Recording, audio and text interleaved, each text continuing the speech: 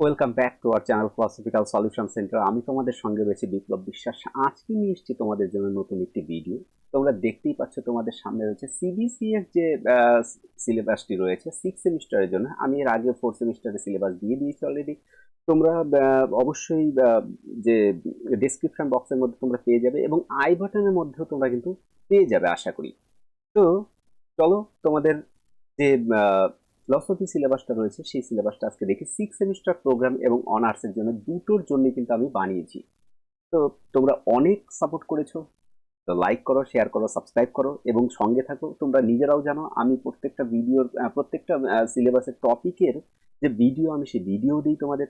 এবার ভিডিও দেবো এবং যারা এবার অনলাইন যারা এবার পড়তে চাইছো তারা নিচে দেওয়া দেখো ইমেল আইডি আছে, সেই ইমেল আইডিতে তোমরা কিন্তু যোগাযোগ করতে পারো। তো তোমার ভিডিওটা আমরা শুরু করি। তো সিবিসিএস এর যে সিলেবাসটা থাকে সেই সিলেবাসটা ঠিক এই রকমের ইন্টারফেস দিয়ে শুরু হয়, আমরা দেখছি। এবং যে দেখো আমি উপরে লিখে দিয়েছি 6 সেমিস্টার অনার্স এবং প্রোগ্রাম ফিলসফি, এবং আমরা পরবর্তীতে যে সিলেবাসটা আছে সেটা আস্তে আস্তে যাই। সবার প্রথমে রয়েছে অ্যানালাইটিক ফিলসফি। এই অ্যানালাইটিক ফিলসফিতে তোমরা দেখছো যে আর্টস মানে CC13-এ অ্যানালাইটিক ফিলসফি 1, মানে অ্যানালাইটিক ফিলসফি 2, যেখানে রয়েছে বার্টন রাসেলের একটা টপিক তোমাদের পড়তে হবে, এবং ইউনিট 4-এ একটা আলাদা একটা বিষয় রয়েছে এজে আয়ারের একটা ফিলসফি তোমাদের পড়তে হবে। তো বার্টন রাসেলের সিলেক্টেড চ্যাপ্টার তোমাদের দেওয়া হয়েছে। সিলেক্টেড চ্যাপ্টার দেখো ইউনিট 1-এ সবার প্রথম ইউনিট 1-এ রাখা হয়েছে চ্যাপ্টার 1, 2, 3, 5 এবং 15। এই চ্যাপ্টার ওয়াইজ ইউনিটও ভাগ করা হয়েছে। তো চ্যাপ্টার 1-এ অ্যাপিয়ারেন্স অ্যান্ড রিয়ালিটি, চ্যাপ্টার 2-তে কিন্তু তোমরা যখন সিলেবাসটা দেখবে সেখানে চ্যাপ্টার 1, 2, 3 এইরকমই লেখা রয়েছে, তার নাম দেওয়া নেই, কিন্তু তোমাদের কি পড়তে হবে সেই বিষয় আমি দিয়েছি। এটার পিডিএফ তোমরা অবশ্যই পাবে, আমি দেবো, এটার লিঙ্কও দেবো। তো চ্যাপ্টার 2-তে রয়েছে, দেখো চ্যাপ্টার 2, এখানে চ্যাপ্টার 2 রয়েছে the extensions of existence of matter, অর্থাৎ এই যে বিষয়বস্তু অর্থাৎ বস্তুর তার অস্তিত্ব, সেই অস্তিত্বকে দ্য নেচার অফ ম্যাটার, তার অর্থাৎ ম্যাটার প্রকৃতি কেমন হবে। চ্যাপ্টার 3 মানে ইউনিট 2 এবং চ্যাপ্টার 5 সেখানে রয়েছে knowledge by acquaintance and knowledge by description. তো এটার উপরে তোমরা ভিডিও অবশ্যই পাবে এবং অবশ্যই এবার ভিডিও আমি দেব। এবার গেলবার আমি দিয়েছিলাম এবং তোমাদের পরীক্ষা আশা করি ভালো হয়েছে, কারণ পরীক্ষায় মোটামুটি যা কমন দিয়েছিলাম মোটামুটি সেগুলি এসে গেছে। এমন কিছু হয়নি যে কোশ্চেন তোমরা পাওনি, অবশ্যই পেয়েছো। তো চ্যাপ্টার 15 রয়েছে দ্য ভ্যালু অফ ফিলসফি, অর্থাৎ ফিলসফির মূল্যবোধ বা মূল্যায়ন করা, মানে মূল্য কি সেটা। আর দেখো চ্যাপ্টার 4-এ রয়েছে এজে আয়ারের দ্য ইলিমিনেশন অফ মেটাফিজিক্স, অর্থাৎ এই মেটাফিজিক্সকে তিনি কিভাবে ইলিমিনেশন করছেন বা কেন প্রয়োজন নেই বলছেন সেই বিষয়ে একটা রয়েছে। এবার তাহলে আমরা দেখি যে অ্যাপ্লাইড এথিক্স 14, CC14-এ আমরা অ্যাপ্লাইড এথিক্স করব। সেখানে তোমাদের রয়েছে 1 নম্বর ইন্ট্রোডাকশন টু এথিক্স, মানে ইন্ট্রোডাকশন টু অ্যাপ্লাইড এথিক্স। দেখো সবার প্রথমে ইন্ট্রোডাকশন টু অ্যাপ্লাইড এথিক্স, অর্থাৎ অ্যাপ্লাইড এথিক্সের ভূমিকা সবার প্রথমে আলোচনা করব আমরা। এবং তারপরে রয়েছে ইনভায়রনমেন্টাল এথিক্স, অর্থাৎ ইনভায়রনমেন্টাল এথিক্স আমরা কি কি পড়ব, ইনভায়রনমেন্ট সম্পর্কেই পড়বো আমরা। সেখানে ইকোলজি, মানুষের সঙ্গে রিলেশন কেমন, এই পরিবেশের, এবং এই কমিউনিটিতে এনভায়রনমেন্টাল হিউম্যান কমিউনিটি, দেখো the environment and the human community, এই যে মানব সম্প্রদায় এবং এই এনভায়রনমেন্ট। আর একটা রয়েছে ফিউচার জেনারেশন, অর্থাৎ আমরা এই প্রকৃতিকে কিভাবে ব্যবহার করছি এবং সেটাকে ফিউচার জেনারেশনের জন্য আমরা কি রেখে যাচ্ছি, অর্থাৎ ভবিষ্যৎ প্রজন্মের জন্য। ইউনিট 2-তে রয়েছে মেডিকেল এথিক্স, অর্থাৎ মেডিকেল শব্দ আমরা সবাই জানি, এথিক্স আমরা ফিলসফি যখন পড়ছি তার এথিক্সও জানি, তার মেডিকেলের মধ্যে কিছু এথিক্স রয়েছে সেটা। এবং সেখানে আমরা পড়বো euthanasia, abortion, suicide, principal of medical ethics, inform consent and confidentiality. আর দেখো 2 নম্বরে রয়েছে human rights, discrimination on the basis of sex, race, caste, religion, মানে রিজিয়ন অ্যাকচুয়ালি এটা হতো। অ্যাকচুয়ালি ধর্মের ভিতরেও তো আমাদের হিউম্যান রাইটস অর্থাৎ হিউম্যান বৈষম্য, মানবাধিকারের যে বৈষম্য সেটাকে আমরা দেখতে পাই রিলিজিয়নের মধ্যে। এবং দেখো ইউনিট 3-তে রয়েছে feminism, introduction to historical background, nature of feminist movement, এবং আর একটা রয়েছে মিডিয়া ইথিক্স। এটা কিছুকাল আগে যারা মানে 3 বছরের পড়তো সেখানে এখানে মিডিয়া ইথিক্স ছিল না, এখানে ছিল কি বিজনেস ইথিক্স, অর্থাৎ ব্যবসায়িক নীতিবিদ্যা ছিল। কিন্তু তোমাদের এবার পড়বে কি মিডিয়া এথিক্স পড়বে, অর্থাৎ মিডিয়ারও কিছু এথিক্স রয়েছে, এগুলি সবই পড়ানো হবে ধীরে ধীরে।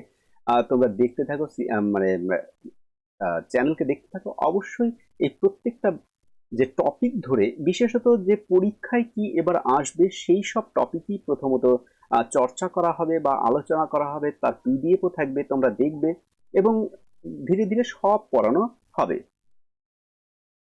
তারপর রয়েছে তোমাদের ডিএসই, অর্থাৎ অনার্সের জন্য ডিএসই 3 এবং ডিএসই 4। এবার এই ডিএসসি 3 যে আছে সেখানে দুটো পোর্শন রয়েছে, এ এবং বি। এই এ এবং বি যেখানে রয়েছে সেখানে তোমাদের দুটো বিষয় রয়েছে, একটা তো ফেমিনিস্ট ফিলসফি আর একটা হচ্ছে ফেনোমেনोलॉजी অ্যান্ড এক্সিস্টেন্সিয়ালিজম। তো মানে ফেমিনিস্ট যে ফিলসফি রয়েছে সেই ফেমিনিস্ট ফিলসফির মধ্যে আমরা কি পড়বো, আমরা পড়বো হচ্ছে ফেমিনিজম অ্যান্ড ইটস ব্যাকগ্রাউন্ড, সবার প্রথম টপিক। 2 নম্বর টপিক পড়বো feminist liberal and radical views, অর্থাৎ একটা পড়বো হচ্ছে উদারনৈতিক আর একটা প্রথাগত, মানে যেটা রক্ষণশীল সেটা। আর একটা মোরালিটি অ্যান্ড ফেমিনিজম, অর্থাৎ ফেমিনিজমের যে নৈতিকতা সম্পর্কে আমরা পড়বো, অর্থাৎ মোরালিটি, নৈতিকতা এবং ফেমিনিজমকে এক পাশাপাশি আমরা বিষয়কে দেখব। আর একটা পড়বো ইকো ফেমিনিজম, তোমাদের কাছে সম্পূর্ণ নতুন এটা, ইকো ফেমিনিজম। আর একটা দেখবো ওমেন ইন ওয়ার্কপ্লেস, অর্থাৎ মহিলাদের যে কাজ করার যে জায়গা রয়েছে সেই জায়গায় তাদের কেমন বিষয় রয়েছে, সেটা তাদের অধিকার কি সেগুলি। আর একটা ট্রান্সজেন্ডার হিউম্যান রাইটস, এটাকে আমরা পড়বো। আর দেখো যে ফেনোমেনोलॉजी অ্যান্ড এক্সিস্টেন্সিয়ালিজম যে রয়েছে সেখানে তোমাদের 4টা বিষয়, 4জনকেই পড়তে হবে মোটামুটি, একজনকে হুসার্ল, আর একটা জপল সার্ট আর হাইডেগার। অ্যাকচুয়ালি 3টা হচ্ছে, একটা হচ্ছে হুসার্লের যে ফিলসফি রয়েছে সেটা ফেনোমেনोलॉजी, সেখানে তোমরা ইপোক নামক এক বিষয় পাবে, অনেকে ইপোকেও বলে এটাকে, অ্যাকচুয়ালি এটার মেন উচ্চারণ হয় ইপক, ইপক মেকিং প্রসিডিওর। আর একটা ইন্টেনশনালিটি, মেথড অফ রিডাকশন। কেন, কারণ ইপোক কেন বললাম, কারণ আমরা যখন পড়েছি, আমাদের স্যার যখন পড়িয়েছিলেন কৌশিক জোয়ারদার স্যার, আমাদের নর্থ বেঙ্গল ইউনিভার্সিটি, তিনি অ্যাকচুয়ালি এটাকে ইপোকই বলতেন, ইপোক।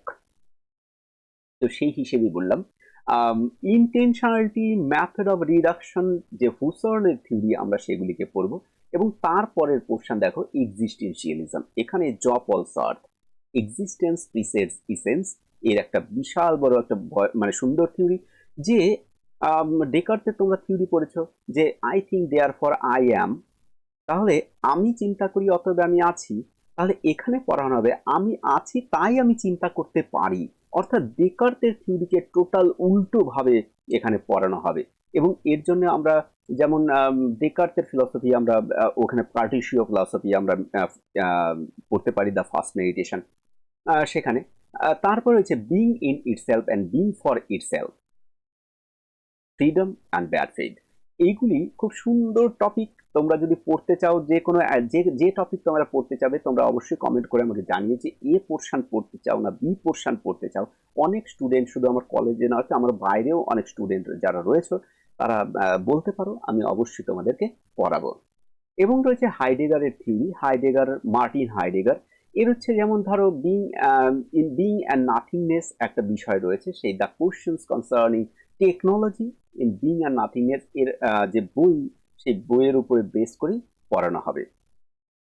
আমরা পরে ডিএসসি 4 যে রয়েছে সেখানে যাই। ডিএসসি 4-এ কি আছে, ডিএসসি 4 যে এখানেও দুটো পোর্শন রয়েছে, তোমরা যে কোনো একটা পোর্শনকে তোমাদের বেছে নিতে হবে। তার মধ্যে একটা রয়েছে কন্টেম্পোরারি ইন্ডিয়ান ফিলসফি আর একটা রয়েছে অ্যাস্থেটিক্স, অর্থাৎ যে কন্টেম্পোরারি ইন্ডিয়ান ফিলসফি রয়েছে সেখানে তোমাদের তিনজনকে পড়তে হবে। এক স্বামী বিবেকানন্দকে পড়তে হবে, অর্থাৎ স্বামী বিবেকানন্দের ইউনিভার্সাল রিলিজিয়ান হিউম্যানিজম, এটাকে পড়তে হবে। রবীন্দ্রনাথের যে বিষয় রয়েছে সেখানে কনসেপ্ট অফ বিউটি রয়েছে, কনসেপ্ট অফ ম্যান রয়েছে, কনসেপ্ট অফ রিলিজিয়ন রয়েছে। তো এইসব বিষয়কে পড়তে হবে। আর মহাত্মা গান্ধীর বিষয় রয়েছে যে নন ভায়োলেন্স, সত্যাগ্রহ, স্বরাজের ধারণা, এইসব বিষয় রয়েছে। তাহলে এখানে ট্রুথ পড়তে হবে তোমাকে, গডকেও পড়তে হবে কিছু, truth is god, god is truth, এরকম গান্ধীজি তো বলছেন, সেটাকে তোমাদের দেখতে হবে। এবং অ্যাস্থেটিক্সে দেখো রয়েছে the nature of problem of aesthetics, অর্থাৎ অ্যাস্থেটিক্স এর যে প্রকৃতিকেন্দ্রিক সমস্যা কি, ডেফিনিশন অফ আর্ট, এটা কার থিওরি পড়তে হবে, প্লেটো, ক্লোর, তারপর ক্লোরি, রগার ফ্রাই, এদের এদের থিওরিকে তোমার পড়তে হবে ডেফিনেশন অফ আর্টে। আর এখানে দেখো অ্যাস্থেটিক এক্সপ্লেনেশনস, না এক্সপিরিয়েন্স, ইমানুয়েল কান্টের থিওরি তোমাদের এখানে পড়তে হবে।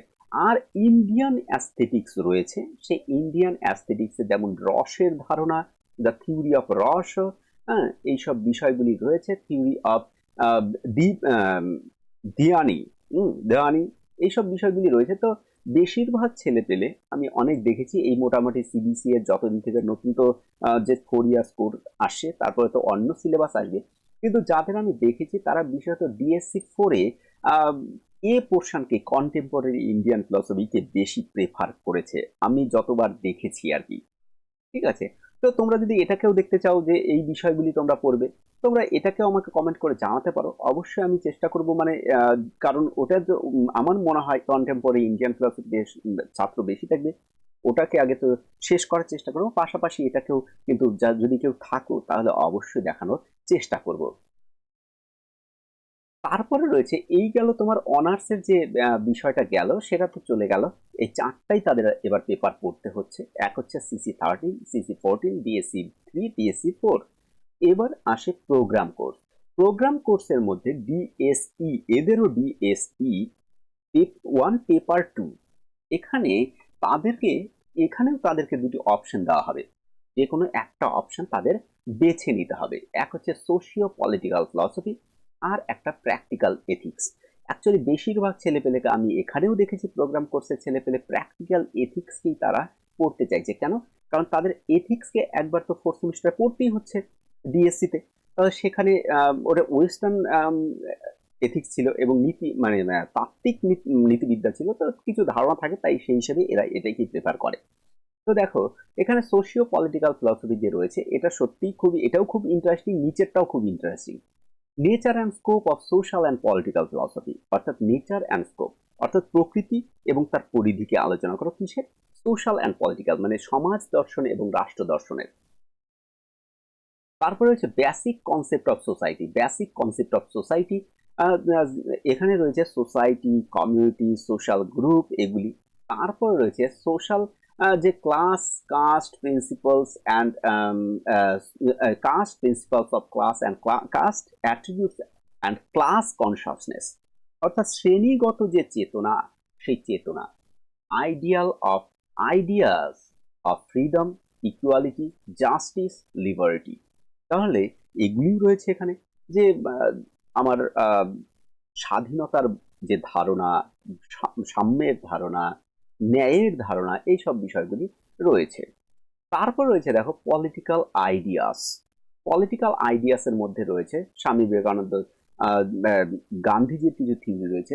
দ্য ফর্ম অফ ডেমোক্রেসি, এটা তো রয়েছে, এটা ওয়েস্টার্ন ইন্ডিয়ান সব মিলিয়ে হবে। Meaning of nature of secularism, যে এই যে সেকুলার থিওরি রয়েছে, সেকুলার সেই বিষয়। এবং এখানে দেখো দুটো গান্ধীর থিওরি রয়েছে, একটা স্বরাজ এবং সর্বোদয়। তো তোমরা অবশ্যই কমেন্ট করে তোমরাও জানাতে পারো, যারা প্রোগ্রাম করতে রয়েছে তারাও আমাকে জানাতে পারো যে তোমাদের কোনটা প্রয়োজন, তোমরা অবশ্যই আমি সেই হিসেবে কিন্তু ব্যবস্থা করবো তোমাদের। এবং অথবা দিয়ে একটা রয়েছে প্র্যাকটিক্যাল এথিক্স, যে foundation of applied ethics, applied ethics এর foundation, problem of applied ethics, তার সমস্যা। ইউনিট 2-তে রয়েছে ইনভায়রনমেন্টাল এথিক্স। ইনভায়রনমেন্টাল এথিক্সে ম্যান নেচার রিলেশনশিপস কেমন হওয়া উচিত, the environment of the human community and future generation. এর আগে আমরা অনার্সেও দেখলাম, এটা অনার্সেও রয়েছে এবং প্রোগ্রামে, তাহলে একসঙ্গে পড়ালে তোমরা একসঙ্গে মোটামুটি এই বিষয়টা হয়ে যাচ্ছে তোমাদের। এখানে রয়েছে দেখো medical ethics, euthanasia, suicide, abortion, এইসব বিষয়গুলি রয়েছে। তো এটা মোটামুটি যারা ওই অ্যাপ্লাইড এথিক্স যারা সিসি 14-এ যারা পড়ছো অনার্স, এবং আর এটা একই মানে মোটামুটি সিলেবাসটা রয়েছে, কোনো টেনশনের কোনো ব্যাপার নেই, তাহলে একটা পড়ালেই মোটামুটি সবার হয়ে যাচ্ছে। পরে রয়েছে human rights, discrimination on the basis of sex, race, caste, religion, এর উপরে রয়েছে। তো এটা এইমাত্র কিছুক্ষণ আগে বলে দিচ্ছি। ফেমিনিজম রয়েছে, analysis, marriage, dowry and divorce. আমাদের ডিভোর্স হওয়ার পরে ফেমিনিস্টদের যে কি অবস্থা হয় সেটা, ডাউরি প্রথার যে সিস্টেম রয়েছে, আর একটা রয়েছে যে মিডিয়া এথিক্স একটা রয়েছে, মিডিয়া এথিক্সে তোমাদের পড়তে হচ্ছে। তো এই ছিল মোটামুটি প্রোগ্রাম কোর্সের যে সিলেবাসটা। এবং আর একটা প্রোগ্রাম কোর্সে যারা রয়েছে তাদের আর একটা পড়তে হবে, যেমন যারা অনার্সে রয়েছে এবং অনার্সের সরি যারা 2 বছর ডিএসসি পড়ছিলে, তাদের হঠাৎ তার 6 সেমিস্টার 5 সেমিস্টার একটা এসিসি পেপার নিতে হয়, সেই AECC paper sorry GE paper একটা নিতে হয়, সেই জিই পেপারে একটা সিলেবাস রয়েছে। জিই পেপারে এবার তোমাদের লজিক রয়েছে, অর্থাৎ লজিক খুব একটা কঠিনের কিছু নেই, অর্থাৎ একদম সোজাই লজিক রয়েছে। এত প্রপোজিশন বলতে কি বোঝো, প্রপোজিশন মানে বচন বলতে কি বোঝো, বচন ক্যাটাগরিক্যাল প্রপোজিশন বলতে কি বোঝো, এবং তার কোয়ালিটি কোয়ান্টিটি মানে পরিমাণ এবং গুণ অনুসারে তার বচনের শ্রেণী বিভাগ আলোচনা করো। Traditional square of opposition of proposition, অর্থাৎ বচনের বিরোধিতার যে চতুষ্কোণ সেটা। তারপর রয়েছে মানে ইমিডিয়েট ইনফারেন্স, সেখানে রয়েছে আবর্তন, বিবর্তন, সমবিবর্তন, বস্তুগত বিবর্তন, এগুলি রয়েছে।